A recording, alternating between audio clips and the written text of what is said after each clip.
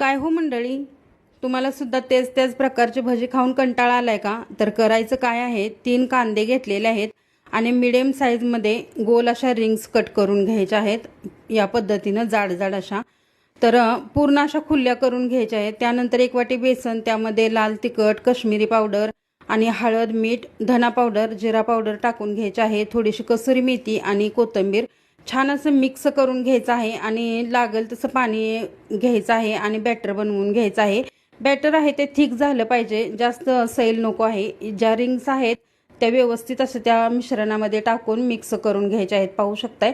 त्यानंतर 1 वाटी मक्याचा चिवडा घेऊन मिक्सरला थोडंसं असं फिरवून घ्यायचं आहे. त्यानंतर ज्या रिंग्स आहेत त्या व्यवस्थित ह्या मिश्रणामध्ये डीप करून घ्यायच्या या पद्धतीनं. त्यानंतर तेल गरम झालेलं आहे आणि ह्या रिंग्स आहेत त्या मिडियम आचेवरती फ्राय करून घ्यायचं आहे. जास्त गॅस आहे तो हाय करू नका, नाही करप